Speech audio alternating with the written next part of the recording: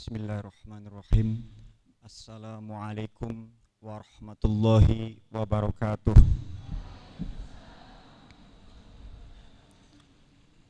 Alhamdulillahilladzi qad ahraja nataijal fikri li arbabil hija wa hatta anhum min sama'il aqli kula hijabin min sahabil jahli hatta badat lahum syumushul ma'rifah ra'au muhaddaratiha munkashifah. Subhanaka la ilma lana illa ma 'allamtana innaka antal alimul hakim. La tudrikul absaru wa huwa yudrikul absara wa huwa latiful khabir. Amma ba'du. Yang kami hormati Bapak Menteri Agama Republik Agama RI dan yang mewakilinya, dan yang kami hormati Bapak Ketua Koordinator Perguruan Tinggi Agama Islam Swasta Kopertais Jabar dan Banten yang mewakilinya, dan yang saya hormati juga Mutahorij Pondok Pesantren Babakan Ciwaringin Cirebon yang dihadiri oleh Bapak Kiai Haji Imron Rosadi, Bupati kita, Bupati Cirebon. Ya. Saya kira ketika kita melihat Bupati, ini adalah salah satu Bupati yang perdana yang hadir ya, di Setaima ini. Sebelum-sebelumnya belum pernah.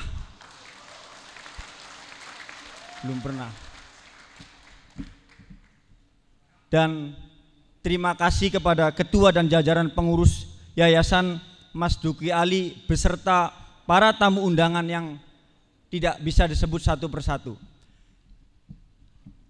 Ini adalah fase yang perlu dijelaskan, bahwasanya apa yang tadi sudah disampaikan oleh Pak Ketua Dr. Haji Syarif Abu Bakar, saya cuma hanya sekedar melengkapi.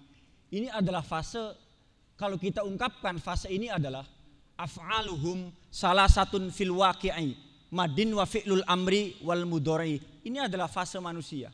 Bahwasanya ini adalah sebuah tahap. Imam Ghazali mengungkapkan bahwasanya tarbiyah di sini yang pertama ada namanya tarbiyah ta'limiyah. Tarbiyah ta'limiyah ini adalah tahap jajak, jajaki, atau dari bahasa Jawa sampean di wisuda we durung pragat, masih akeh keberlanjutannya. Karena apa? Perlu adanya namanya realisasi, perlu adanya namanya aplikasi, yaitu yang kedua adalah tarbiyah sulukiyah.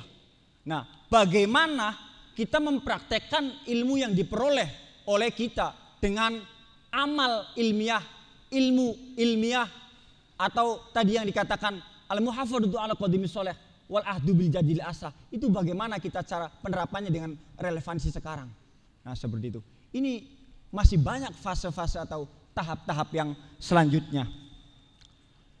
Terus alhamdulillah pada kesempatan kita ini adalah fursoh, kesempatan yang sangat berbahagia, terutama kepada para wisudawan, wisudawati yang telah mendapatkan atau memperoleh suatu gelar. Untuk apa gelar yang Anda dapatkan selanjutnya? Tadi yang sudah dijelaskan bahwasanya kita mendapatkan gelar sarjana hukum, kita mendapatkan gelar sarjana pendidikan, bukan hanya bahwasanya kita meneng atau ndeleng cuma hanya sekedar sarjana pendidikan. Amaliah ilmu kita itu bukan hanya sebatas bahwasanya nyampe cuma hanya sekedar kita hanya terdidik dari institusi lembaga pendidikan. Bahwasanya kalau kita melihat Setaima ini adalah sekolah tinggi yang berbasis pondok pesantren. Kadang ketika kita berbicara mengenai pondok pesantren, orang akan menilai pondok pesantren itu secara negatif. Bahkan saya pernah mendengar pondok pesantren itu dikatakan cupu, culun punya lah, ya, beli baru apa-apa. Nah, bayangkan apakah anak Setaima mau dikatakan bahwasanya sebagai keluaran atau mutahorijin Setaima dengan julukan cupu? Enggak mau kan? Atau werwel cuma warna kuning be? Atau hanya sekedar keluaran Setaima itu dalam artian hanya bisanya mengumandangkan suara azan. Loh, saya ingat salah satu omongan dari Kiai Mas Duki, pendiri Setaima, ngomong bakal dadi santri atau bakal dadi mahasiswa iku kudu dadi sing imam. Berarti kalau kita mengenai hal apa yang tadi diomongi Kiai Mas Duki, jadi imam bukan hanya sekedar seorang jadi imam tahlil, tapi jadi harus menjadi imam yang adil. Nah seperti itu. Itu bagaimana? Itu adalah bentuk tarbiyah sulukiyah yang Anda lakukan. Alhamdulillah pada Furso ini, pada kesempatan kali ini yang saya banggakan, ya, terutama kepada para tamu undangan dan para wisudawan wisudawati, ya.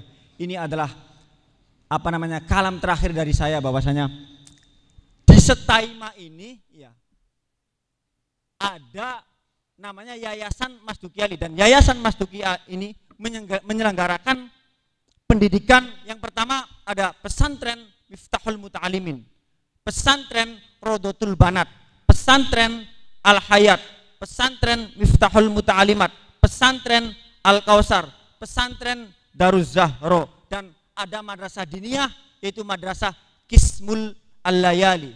Terima kasih kepada para wisudawan wisudawati yang saya banggakan. Akhirnya saya ucapkan kepada para wisudawan wisudawati, ini adalah suatu bagian penggerak perubahan untuk ke depan. Bahwasanya saya mengucapkan selamat kepada para pejuang muda yang telah berhasil lulus dengan predikat gelar yang telah diterima. Saya kira akhirul kalam dari saya sebagai wakil dari keluarga besar Kiai Haji Mas Duki Ali. Wabillahi taufiq wal hidayah. Wassalamualaikum warahmatullahi wabarakatuh.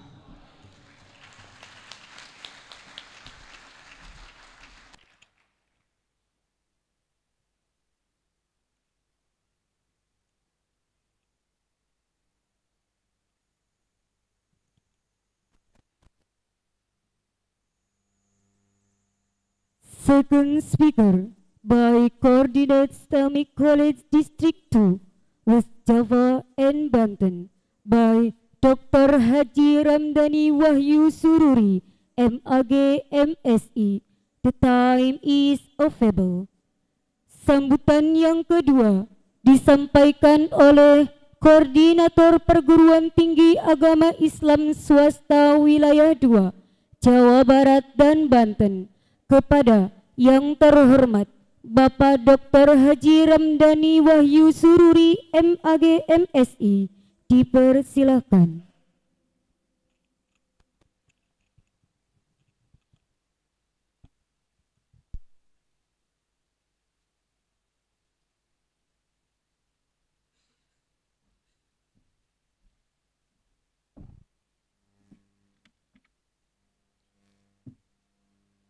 Bismillahirrahmanirrahim.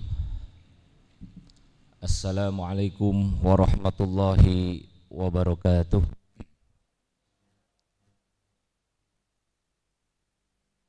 Alhamdulillah, wassalatu wassalamu ala Rasulillah wa ala alihi wa ashabihi wa mawalah. La hawla wa la quwwata illa billah.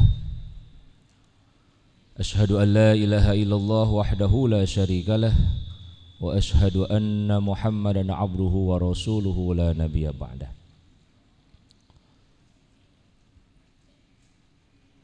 Yang sama-sama kita hormati, yang kita banggakan, Bapak Bupati Cirebon Dr. Andes Kiai Haji Imron Rosyadi MAG.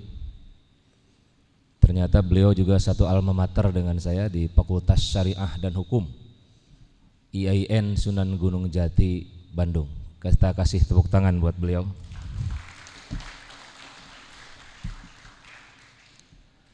Ketua DPRD Cirebon Bapak Lutfi,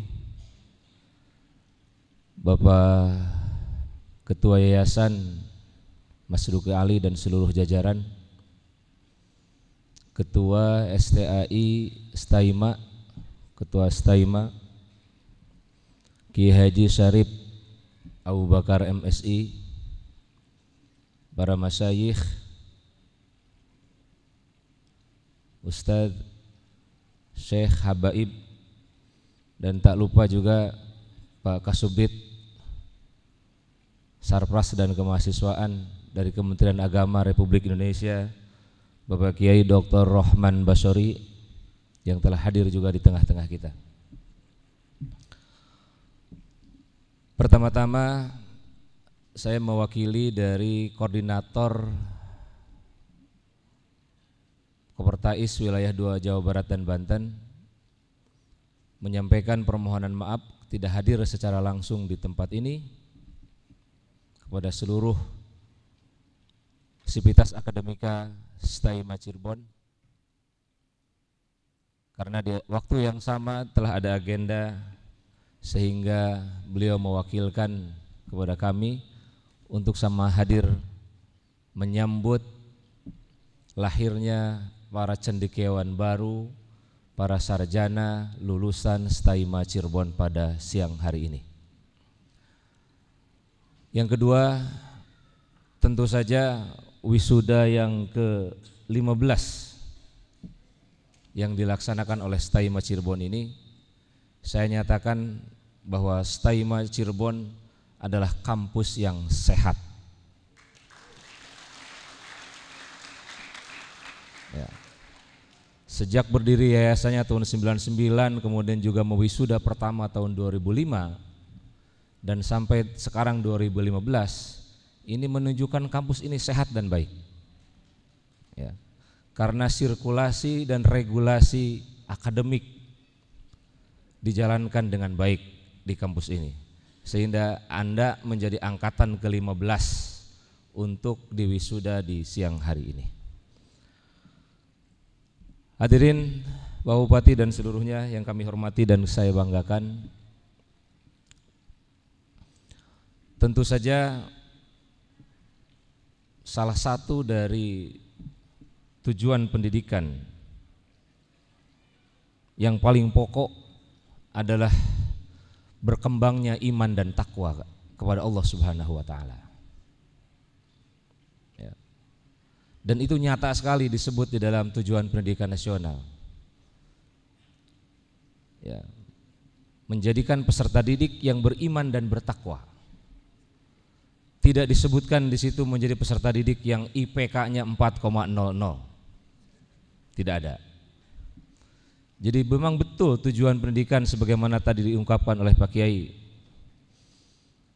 Ini dalam rangka menciptakan peserta didik yang iman dan takwa. Dan iman dan takwa ini dibingkai di dalam surat Al-Fatir ayat 29. Innama yakhshallaha min ibadihil ulama. Hanya hamba Allah yang takut kepada Allah adalah yang disebut dengan ulama. Siapa dia? Al-ulama itu adalah al-alimu bi ilmihi wal wafiqu ala sya'ni basyiron li ahli zamanih. Kurang lebih ulama ini adalah orang yang perbuatan dan ilmunya itu cocok. Ya. Ilmu sama amalnya sama. Pada para wisudawan, tugas keberhasilan saudara semua itu belum selesai. Baru dinyatakan selesai kalau ilmu yang dipelajari di ma'had ini, di pondok ini, itu memberi manfaat bagi kebanyakan manusia. Khairun nas anfa'uhum linnas. Itu tugas yang paling berat setelah Anda diwisuda pada hari ini. Menjadikan ilmu ini bermanfaat untuk kebanyakan manusia. Oleh karena itu seorang ulama Fudail bin Iyad mengatakan, la yazalu aliman jahilan bima alima bihi wa idza kana amila bihi kana aliman. Seseorang tetap belum bisa katakan seorang yang berilmu sampai dia mengamalkan ilmunya, memanfaatkan ilmunya. Apabila seseorang telah mengamalkan ilmunya, barulah ia disebut dengan alim, cendekiawan. Saya membedakan antara cendekiawan dengan alim, karena kalau cendekiawan masih salah, tapi kalau alim itu nggak boleh salah antara ilmu dengan amalnya. Cendekiawan itu cendek di awan katanya, jadi dia di langit aja. Oleh karena itu mungkin saja antara ilmu dan amalnya nggak nyambung. Itu tugas yang berat yang oleh para wisudawan dan wisudawati mesti dijalankan, yaitu menjadikan ilmu yang telah dipelajari di kampus tercinta ini betul-betul menjadi ilmun yantafi'u bihi, ilmu yang bermanfaat. Bapak Bupati dan Ketua STAIMA yang saya hormati dan saya banggakan, belakangan ini regulasi dan kebijakan tentang tata kelola perguruan tinggi ini sedikit banyak berubah sekali. Ya. Setelah Kementerian Pendidikan dan Kebudayaan itu melakukan banyak sekali terobosan terhadap perkembangan kampus atau perguruan tinggi, baik perguruan tinggi negeri maupun perguruan tinggi swasta. Hal ini dilakukan dalam rangka menjawab atau merespon keinginan Bapak Presiden Republik Indonesia bahwa ke depan SDM Indonesia ini harus unggul. Ini sama juga dengan tema wisuda atau juga visi dari kampus STAIMA Cirebon ini, menjadi intelektual yang bertakwa unggul. Tentu saja makna unggul ini harus diperjuangkan bersama-sama. Karena produk yang unggul artinya produk itu sulit untuk disaingi sebetulnya. Jadi ada kampus STAI di Cirebon banyak, tapi STAIMA sulit untuk disaingi produk-produknya. Itu unggul. Ini mesti menjadi spirit bagi seluruh sivitas akademika, karena kata-kata unggul ini pertanggungjawabannya berat. Produk sabun itu diproduksi oleh berbagai pabrik, tapi masing-masing pabrik atau masing-masing sabun itu punya keunggulannya sendiri-sendiri. Nah, dalam rangka itulah saya kira tema atau visi dari STAIMA yang menjadikan alumni atau mahasiswa menjadi unggul itu betul-betul relevan dengan daya saing bangsa yang sekarang ini sedang berlangsung. Apa yang dirumuskan dalam kebijakan Kementerian Pendidikan dan Kebudayaan ini terkait dengan pengembangan perguruan tinggi, ini tentu saja yang paling pas untuk disampaikan ya. Nanti itu pendirian prodi baik PTN dan PTS ya, boleh diberikan kewenangan secara otonom ya, untuk membuka prodi baru jika, nah ini jikanya ini yang berat ya, memiliki akreditasi A dan B ya. Yang kedua, bisa bekerja sama perguruan tinggi itu dengan 100 perguruan tinggi top dunia. Kedua itu syaratnya. Jadi boleh nanti mengajukan prodi baru kalau syarat yang kedua dipenuhi ya. Kemudian kerjasama dengan perguruan tinggi dunia yang 100 top dunia itu meliputi kerjasama di bidang kurikulum, praktek kerja, juga penyerapan lapangan kerja. Tentu ini juga semakin berat, tantangan bagi prodi-prodi yang mau kita buka baik di kalangan PTN maupun PTS ya. Kemudian yang kedua, yang paling penting adalah mahasiswa itu boleh mengambil mata kuliah di luar prodi yang bersangkutan dengan komponen SKS-nya sebanyak 40%. Jadi kalau mahasiswa STAIMA nanti kalau nilainya dan kriteria yang terpenuhi itu bisa sekolah atau juga ngambil mata kuliah di ITB atau di UIN atau di IAIN sesuai dengan kepentingan prodi yang dia pilih. Ini ke depan akan seperti itu. Nanti kita tunggu bagaimana realisasinya, karena ini baru kebijakan dan nanti akan diturunkan dalam waktu dekat oleh Kementerian Pendidikan dan Kebudayaan. Jadi Anda sebagai alumni dari STAIMA Cirebon ini jangan berkecil hati ya. Dalam satu buku yang berjudul Beyond of Psychology itu dinyatakan you are what you think. Jadi kita ini bukan apa yang siapa diri kita. Kita adalah apa yang kita pikirkan. Jadi kalau Anda berpikir secara positif menjadi alumni-alumni yang berhasil, maka keberhasilan akan diraih. Itu menurut buku itu begitu. Ini dalam bahasa agama yang disebut dengan husnuzon atau juga positive thinking. Jadi berpositif thinkinglah, berhusnuzonlah akan kemampuan Anda selaku alumni STAIMA ini, maka keberhasilan akan diraih dengan sangat mudah. Sebaliknya, kalau mengatakan saya nggak akan berhasil, saya nggak akan sukses, maka ketidaksuksesanlah yang akan menghampiri saudara-saudara semua. Oleh karena itu, tantangan ke depan di samping juga regulasi perguruan tinggi yang tadi sudah disebutkan, tapi juga bagi para alumni tentu saja tantangannya adalah kemampuan berkolaborasi dan juga kemampuan berkompetisi sesuai dengan ilmu yang telah diajarkan oleh para dosen dan para guru-guru kita di kampus yang tercinta ini. Demikian sambutan atas nama Koordinator Kopertais Wilayah 2 Jawa Barat dan Banten. Sekali lagi saya mengucapkan selamat kepada seluruh wisudawan wisudawati dan juga selamat kepada seluruh orang tua yang hari ini putra-putrinya diwisuda.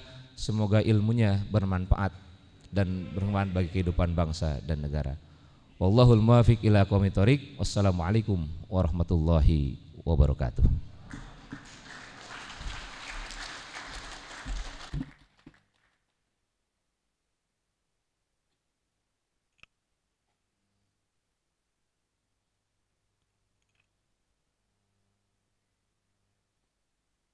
Sambutan yang ketiga akan disampaikan oleh Ketua DPRD Kabupaten Cirebon kepada yang terhormat Bapak Haji Muhammad Lutfi MSI. Dipersilahkan.